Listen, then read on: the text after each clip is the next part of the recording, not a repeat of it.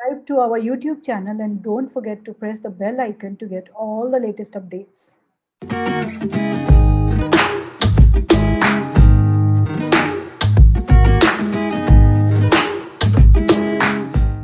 Hi everyone, my name is Anita and I welcome you all on Inkpot Hub Media once again. This month, the month of March, Inkpot Hub celebrates with women researchers. Today I'm going to be with Professor Ritika Mahajan, who is working at NIT Jaipur in the area of general management, strategic management, and she is a PhD from IIT Roorkee.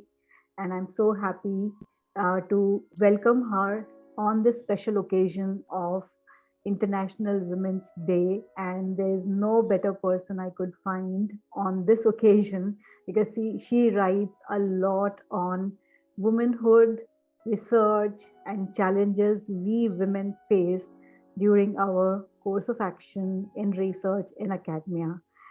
Please join me and welcome Professor Ritika Mahajan. Hi, ma'am. How are you? Hi, thank you so much, Anita. Please call me Ritika. And it's very kind of you to introduce me with such beautiful words. Thank you so much. I am very thankful to Inkpot Hub for inviting me. I am so happy to see your LinkedIn post all the time, which are revolving around women, which are revolving around challenging these glamorization of stereotypical behavior around women and a lot of other aspects around women and womanhood.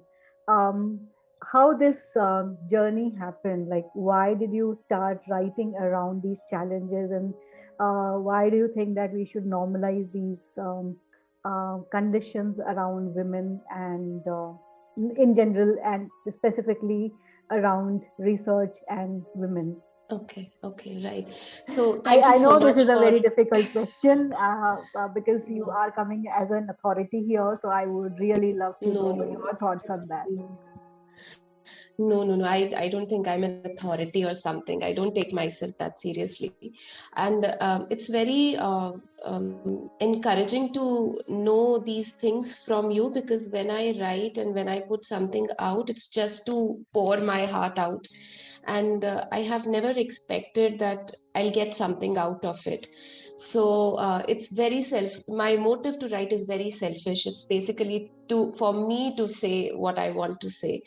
um, the idea of writing and putting things out, actually it is because of it has for that I think I'll have to go a little bit quickly into my history. So I was a very good student, and in terms of scoring of marks, etc. And then this career of there was a choice. I wanted to be a journalist always, Oh, and wow. I wanted to write stories and go to the field and cover stories, etc. But then journalism was, according to my family, not a very safe profession. And as cliche as it sounds, page 3 was very popular during the time when I was deciding which career to pick, which way to go. And so finally I ended up picking a less dangerous option of academia, where I can still write and cover stories. So my intention to join academia always was to be able to be a storyteller. But somehow, when I entered academia, it all changed.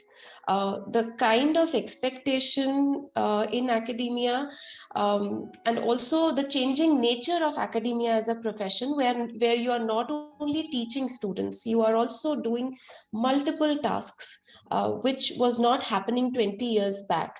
So, in all that, I gave way to the pressures that normally any early career academician would.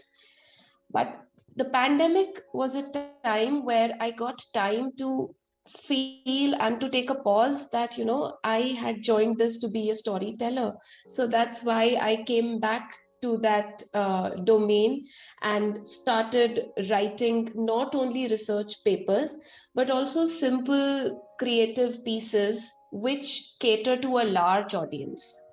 right? And another problem is that, this doesn't feature in any of my promotion scores, right? So when I apply for associate professorship, or I apply for a teaching post in some other institution, nobody talks about all these articles, blogs, or even, books written for non-academic audience in those terms. But I think it's worth it. It gives me joy. So I said, I am going to do this now, Uh-huh. irrespective of what it gives me back. I Yeah. think it's so satiating that whatever we feel like, at least we are able to speak about it, and we are able to Yes. share our thoughts and views in a format wherein the audience is ready to listen to the thoughts which we have. I really admire, I really appreciate. Keep writing, don't stop just because we are not, Thank you. these things are not associated with Yes. promotions and other outcomes. Promotions. But this is definitely creating an impact. Trust me, in the long run, these words from you are going to change lives of many people, especially women. So, coming to my next question, because very recently you wrote an article around womanhood, and you also mentioned about an advertisement in that. Why do you think that we require normalizing motherhood? Why it is required Right. in today's scenario, Okay. wherein we are glamorizing it, multitasking women are Yes. appreciable, they Yes. are really appreciated. So why do you think that we need to normalize all these things? I think you need to revisit your thoughts, and especially talk about women in research, because we are facing a lot of challenges in terms of motherhood and academic career choices. Tell us about those thoughts. Yeah. So, from one kind of stereotyping, I think we have moved on to another kind of stereotyping. So, one stereotyping was that women should only be doing household work, they should only be taking care of the children, bearing children, etc. From that, we have moved on to another kind of stereotyping, which is positive stereotyping, saying that women are superheroes, women are Mahan, women can do anything, they are multitaskers, they can do everything so well. What happens then is this drives away the pressure from everybody else around women. So as a woman, because I'm a multitasker, I'm a superhero, I can do everything so well, I don't need any help. So the man can be as careless as he is. I need to be double efficient because I am so great. So I think first of all we need to stop glorifying the qualities of women. Women don't need glorification. I don't need glorification. I need support. I need an organization which is for which it is okay to bring my child to office to feed in between. I need break to drop my child to the dance school now that she's 6. I need an office that for where there are children playing around. It's okay to for children to be there around your workplace also. So I need that kind of a support system. I don't need a tag that I am very Mahan, because that makes my life very difficult. And I think women are also somewhere responsible. They have created such perfect, they have been so good and so efficient, and in that have also lost themselves somewhere. But because they've been so efficient, the other women are also pressurized, वो कर सकती है तो तुम क्यों नहीं कर सकते. Hmm. So we need more better systems and not tags of superheroes. Okay. That's what happens in research also. Okay. So I'll just quickly give you an example. So when I conceived my daughter, and she was born in 2016, and the next 2-3 years are very difficult because your child needs you. And during that time, I was seeing that my male colleagues from the same batches were publishing like anything. And it was like, it does make you question your choices, but then you have to make your choices and be happy about what you have chosen. Mhm, Yeah. mhm. So you think that these personal life choices which we make definitely impacts um, our our career. Is that so? Yes, because still there is some level of stereotyping involved. Uh-huh, uh-huh. So, if there would be better support systems, if everybody is contributing in raising a family, then it becomes much less pressure. Then the pressure becomes much less. Like, I've been fortunate to have a husband who's taken leaves on multiple days, because for me, canceling classes in academia is it's a crime.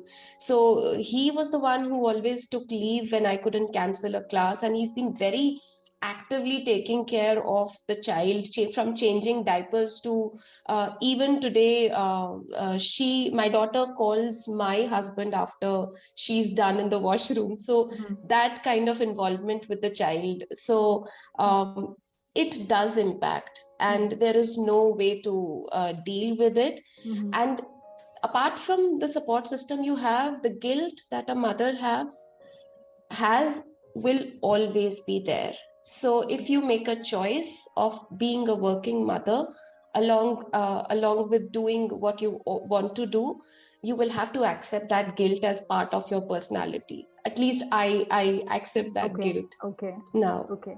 Very recently, I'll share an incident here. Very recently, my sister, she has two kids, and she went for a solo trip, left the kids and husband behind, and people started questioning that how could Yeah. you do so many things and leave your children, and what about your mother's guilt? She had a different answer, but all for her freedom and her choices. Kids will definitely grow one day, and she believes in a different philosophy, and I think ultimately both the philosophies are converging, and it is talking about Right. freedom as a woman and freedom as a mother. How do you define this freedom as a mother and as a wife? How do you define that? So I think, Anita, the generation from which I come, we have been still conditioned in a way that the mother is somebody who really takes care of the family. So at least my generation has been raised with that kind of a conditioning, and it's very difficult to break away from your conditioning. Even if you become empowered, you travel the world, still that conditioning somehow troubles you. So at least for me, it is still an exploration. I have still not been able to completely free myself of my conditioning. So it's still a balancing game. Some days I give more time to my daughter, some days I give more time to my work, some days I burn the midnight oil, so a midnight lamp. So it's still a balancing task, and I'm still exploring. I think Mhm, my daughter's generation probably would have more freedom, mhm, because we are raising her with this very free mindset, where anyone is free to choose whatever they want to do. mhm, mhm, Yeah. mhm. Okay, so moving to your research initiatives and research Right. areas, you work in CSR, you work in sustainability, Yes. you talk in general perceptions towards human resources, how to deal with them. Which paper do you think that is very close to your heart, and which paper was very challenging for you to publish? So my own paper. Yes. Okay, this is a very difficult question. I won't say a paper, but I would say that my PhD thesis is what has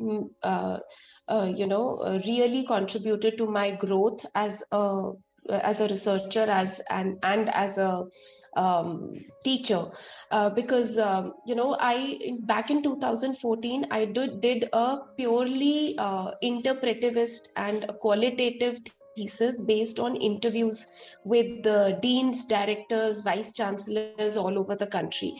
And we had a very hard time convincing the committee that there can be a thesis which is absolutely qualitative. And but talking to all those people, interviewing them, meeting them, and understanding the world through their eyes has given me so much knowledge and confidence about management education. And I still use many of those anecdotes that I have gathered through those interviews. So I think that was something that I really enjoyed. But the credit completely goes to my supervisors, Professor Nangia and Professor Sharma And from I IIT was Roorkee. about to tell you that when I was speaking with Professor Nangia, he mentioned about your thesis that it was super challenging, but you sailed it through in a very, very promising, and you came out flying with flying colors. And he was so praising you and your work. And that day I decided that one day I'll do your interview. And this Thank day you. has come. Thank you so much for your time. And but I will move to the next question here, which is around some quick questions around our daily habits and our lives as a researcher, Right. as females, how challenging it is. So my quick questions to you will be um, around our life decisions as a researcher and Right. as a mother. So what purchases under 5,000 you made to make your life easier as a researcher and as a mother? Okay. Some So quick as a research, suggestions. right. So as a researcher, now we have mobile phones, but back when I was doing my PhD, I had a dictaphone which was very close to my heart. So Okay. that was for 3,800 rupees. I still remember and I still have it. Uh, As a mother, I think I invested in cameras. uh-huh. No, these so I used to work on my laptop, and I used to have this small screen on my computer system where I can see what my daughter is doing. That was also Okay. under 5,000. So Okay. I think for a mother who's a researcher, or any working mother, these technology devices really help. Okay. I will put the link of this device in the description box Yeah. as well as in the blog, so that anybody is in whoever is interested can also purchase the same product. Okay. So moving to the next question. Do you have any absurd habit that makes you productive and more creative? Anything which you think that has Okay. made So you very so creative and I yes. So things get stuck in my head. So if I have a thought and I have to write something on it, it will, it will overpower my thinking, that I'll forget where I have kept my keys, where I have kept my other stuff. It will overpower me in the, even, during my dreams, I would be thinking about it. So how it makes me creative is that I have to get it out of my system as soon as possible. Otherwise, it interferes with my daily life. So I think that's a very weird thing, but it also helps me because then I get the thing done quickly. okay, okay, great. Moving to the next question. What do you do when you feel extremely overwhelmed? Okay, What's which your I do natural quite response? often. Uh, Yes, what's I your do. natural I response? am okay. My natural reaction is also overwhelmed. I'm overwhelmed most of the times, and my reaction is I write. Writing Okay, has been very. It's been healing for me. okay. So you keep a notepad and a pen with you all the time, or you write No, on no. I mobile? have online. I have this profile where I keep all my drafts in the drafts mode. Okay, Yeah. okay, okay. So I would like to know from you, because you are again as speaking as an authority here. What is your message to young scholars, especially women scholars? Okay, so I don't know if I qualify to give a message, or I am at that stage, but I just want to tell, if I have like a younger sister, I would tell her that, make your choices and define the success that you want based on your own parameters, because success is always relative and it's very personalized, and it's also delusional. So define your own parameters, Okay. and then choose what you want to do and then enjoy, and don't take yourself too seriously. Hardly any of us are going to change anything much. It's Okay. very pessimistic, but still, don't take yourself like too seriously. Uh-huh. Enjoy. Uh-huh. Okay. What is your go-to snack? Okay. I like, so my go-to snack is, whenever I'm hungry, I try to curb my hunger by having as much chai as possible. So Chai. if it qualifies as a snack, yeah, Okay. chai Chai. is my go-to snack. Okay. Okay. Are you a beach person or a mountain person? Mountain person, I think. Okay. Movie Yes. person or music person? Both, both. Okay. What is your fond memory of IIT Roorkee? One Okay, I fond met my memory. husband in IIT Roorkee, who's now my Wow. husband. Wow. Dating in IIT Roorkee is my loveliest memory. Okay. So I think you enjoy with your husband now and show this video to him. And if you want to share anything from this video to your husband, do you have anything to share to him here? Oh, I want to thank him. He's been, he is the woman of the house who Uh-huh. has, जैसे बोलते हैं ना, I am the man of the house. He handles everything so well, Uh-huh. and I am able to do all that I want to do. It's only because of him.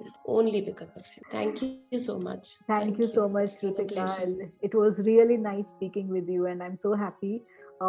We are going to interact with you very often and soon so that we can hear these statements, these conviction, and the statements which you say to normalize things. It's very promising, and we are going to speak to you soon again. Thank you so much. Thank you so much.